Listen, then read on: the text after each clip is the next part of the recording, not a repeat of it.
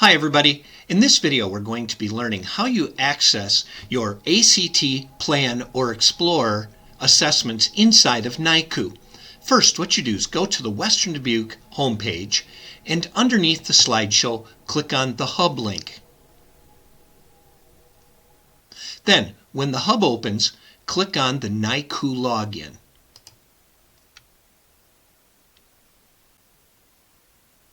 When NICU opens, just immediately click on Forgot Password. Enter your district email account address. And once you've entered that, click Send Me Reset Password Instructions. What this will do, it will send an email directly to your Office 365 Outlook account, so you'll be able to access your email message from there. In order to access your Outlook email, you first need to make sure that you're in your dashboard in Office 365. Now, if you've logged on to your school's device from inside school, it'll be a really simple matter of just being on the district homepage and clicking on the 365 icon. If you're logging in on a different computer than what you've normally used and you've logged in with some other different credentials, you'd need to enter your Office 365 login, which is your username at wdbqschools.org, and then your password. But we're going to click on that 365 icon, and then the dashboard opens. Over along the left side, we're going to click on the icon that says Outlook.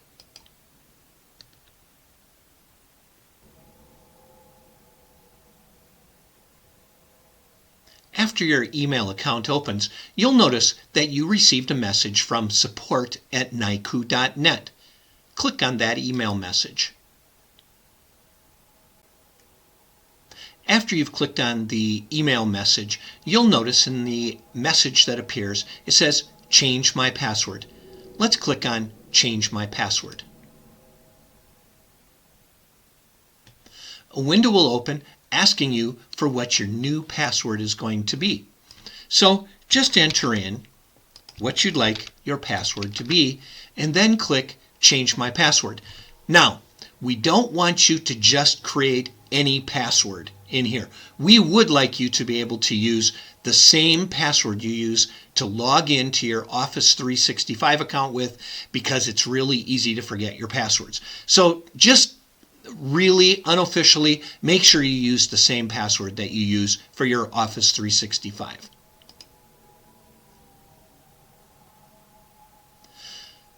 Then you're going to be in your account. Look in your account for your ACT course, and once you find it, just click on it. Now you'll notice you have some ACT or Plan or Explore assessments.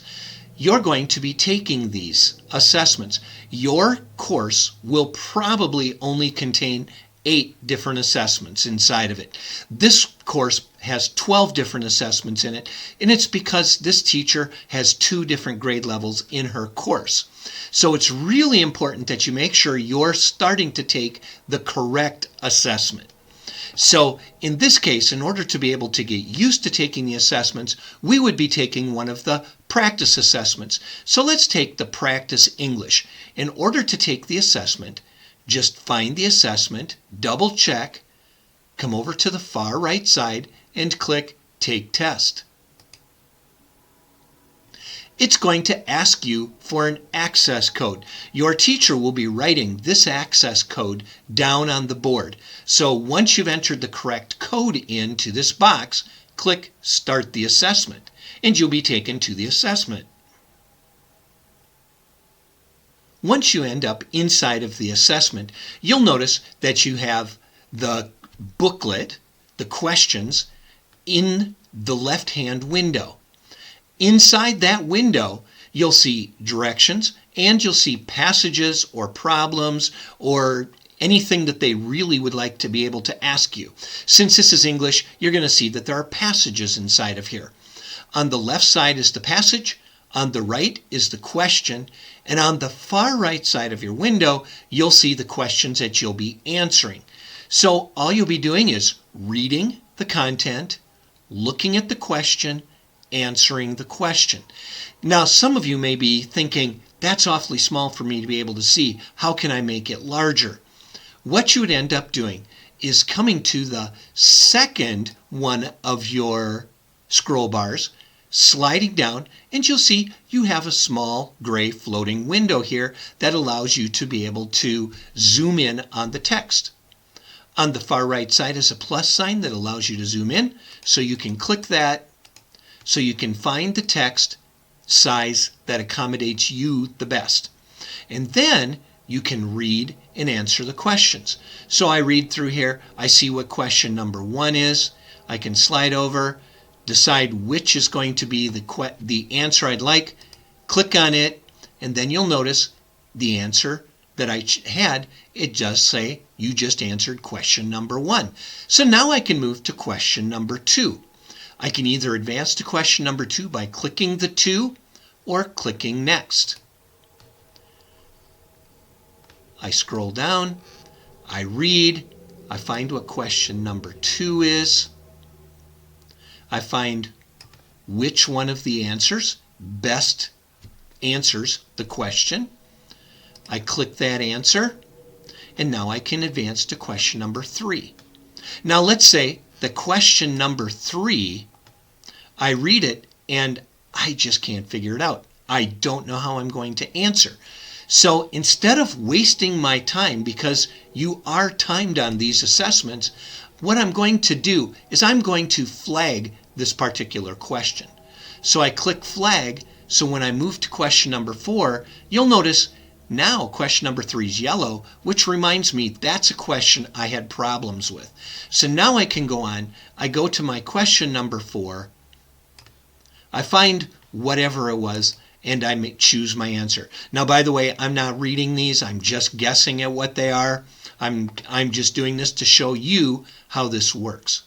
We can go to the next, and we'll see that that would be whatever number 5 is. I would make my selection on whatever I think that one may end up being. Whoops, you'll notice I didn't advance to question number 5. There we go. Now I check number 5, and then I make my selection based on this. One of the things you have to watch out for on digital assessments is that you are advancing to the next question, or you can override your previous answer that you had. Now, I only have 5 questions in this assessment. You'll have a lot more in the real assessments. But now I have to go back to number 3 because I need to answer it. It's always better to make sure that you have an answer selected rather than not answering at all. So I click on number 3, I look back at number 3, I review what the question is, and then I come in and I make my selection on whatever I think it may end up being. Then I unflag it because now I have an answer for that question. So when I go to the next, notice it's unflagged now.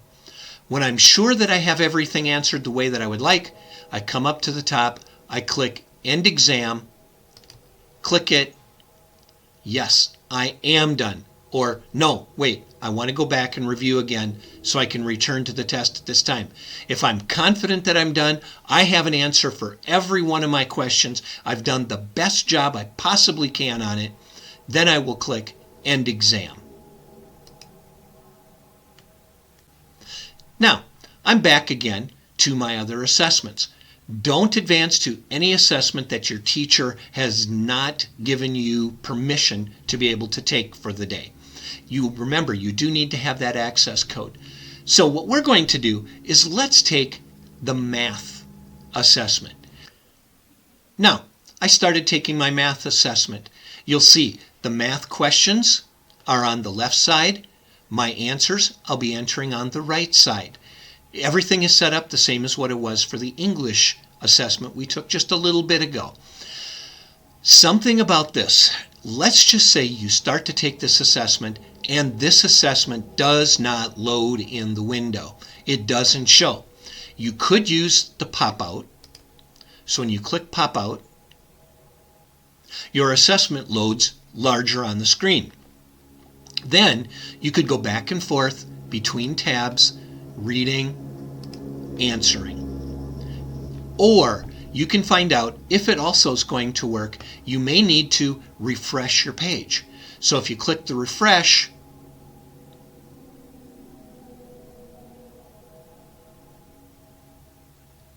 that may be all it takes for this to start back up again. Or you may need to go back to your assessment and start again, enter in that access code, and then you'll be on this page. You're never quite sure how that could end up working, and we want to make sure that the assessment experience is a good experience for you. Now again, remember, you can scroll down on the page, you can zoom in if you would like to be able to see the text a bit larger, and then answer the questions. So whatever this ends up being, you can take a look at it, you can choose your answer, and then you can go on to the next question that you have. Don't forget, you have to advance to the next question in here. Now, let's say you have a question that you need a calculator for. You do have a built-in calculator inside your assessments, and that's available on the question by hovering over the hamburger icon and then coming over and clicking Calculator. It'll open a calculator for you. Now, this particular exam is using this type of a calculator, but you can bring up a more standard type by showing the keypad, and then you can enter in whatever you're looking for.